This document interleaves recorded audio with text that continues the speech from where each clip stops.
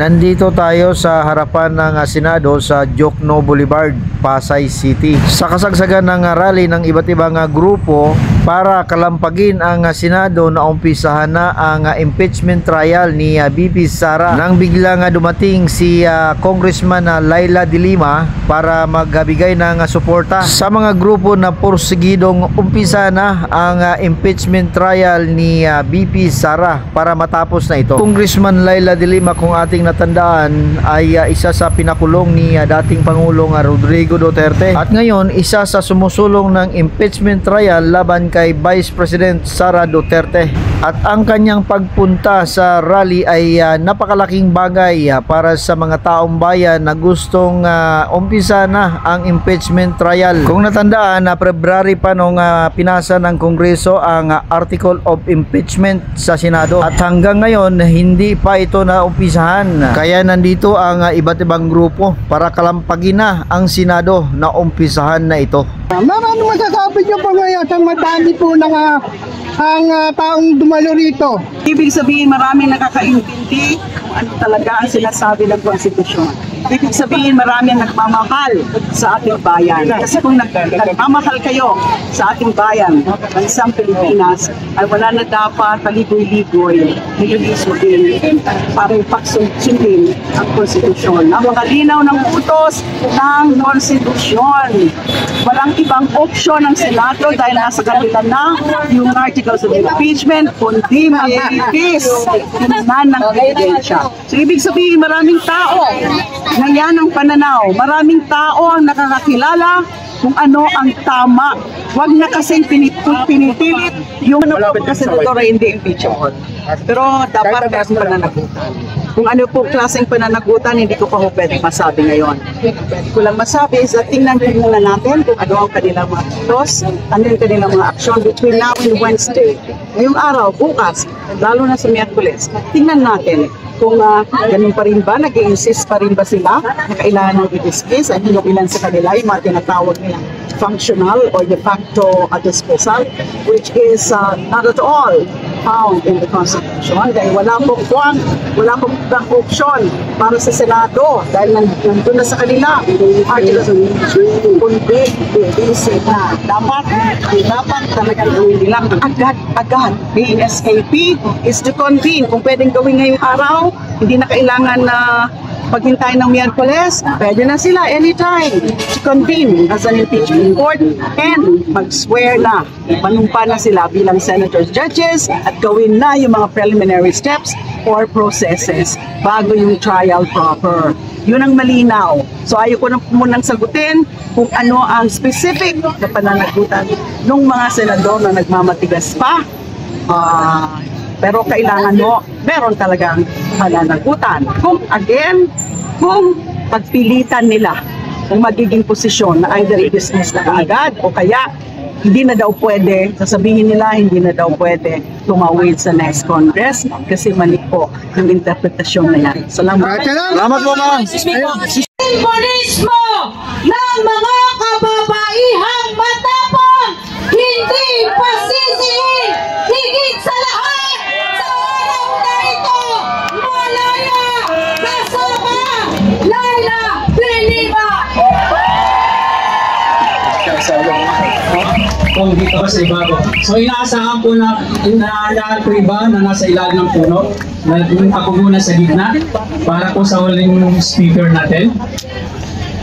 Ito po sa ating lahat. Ito na naman tayo, makikibaka na naman tayo para sa tama at para sa makatotohanan at makatarungan.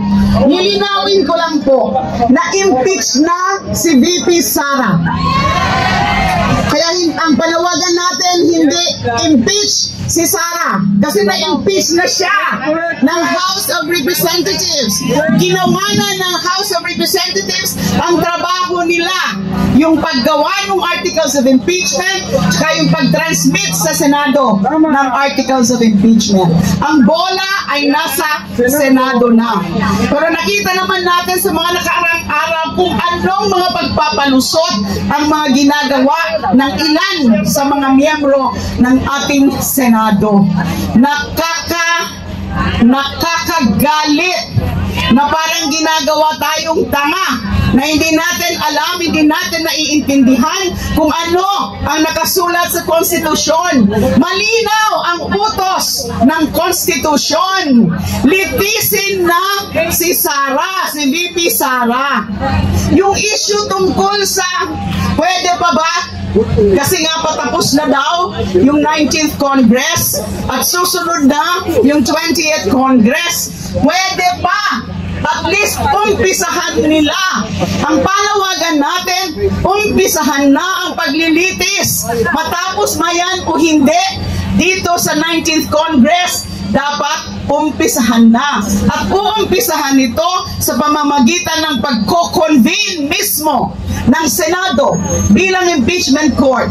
Manumpas sila bilang senator judges. Bago pa man gawin nila yung mga preliminary matters like issuance of the summons, tsaka yung pagpapasagot kay VP Sara as respondent, tsaka yung pre-trial, dapat manumpa muna. Kung pwede ngayong araw na, kung pwede ngayon na, o kaya at the latest sa Miyerkules, June 11, mag-convene na kayo. Litisin nyo na si VP Sara. Tingnan nyo yung ebidensya. Hindi yung ganyan. Grabe yung pagpapalusot nila. Sundan ko rin yung sinabi kanina ni Paeng na yung tungkol nga doon sa sinasabing timeline ni Senator Francis Tolentino. It is a joke. Ano yan eh? Lalong linoloko tayo eh. Pinupuan nila ng halos 4 na buwan, tapos sisiksikin sa mga kaso, sa mga trial, hindi po yan reasonable. Pinipilit nila yung ganyang schedule. Kasi nga, gusto nila yung para bang matapos ka agad. Para sa akin, nakakakaba yun eh. Kasi imagine 2 days lang. Correct. At ang sinasabi pa, dapat daw 2 lang na articles of impeachment ang gawing subject ng trial. Dinidiktahan yung ating prosecution. 2 araw, ano ba? Isa sigurong testigo lang ang pwedeng ipresenta sa 2 araw. So yan ay malaking kalokohan, ninoloko na naman tayo. Yan ang tinatawag ko na recipe for railroading. Gusto siguro nilang i-railroad yan dahil nga para kaagad sila ng kanilang hatol na siyempre ang tatargetin nila yung mga kumakampi kay Duterte ay yung acquittal. Ang panawagan natin ngayon, umpisahan na yung mga proseso. Matapos man yan o hindi, pwede pa po sa next Congress. Mali po yung mga interpretasyon nila Attorney Tolentino, nila Senator Tolentino at ni Senator Bato de la Rosa na hindi na daw pwede sa susunod na Kongreso.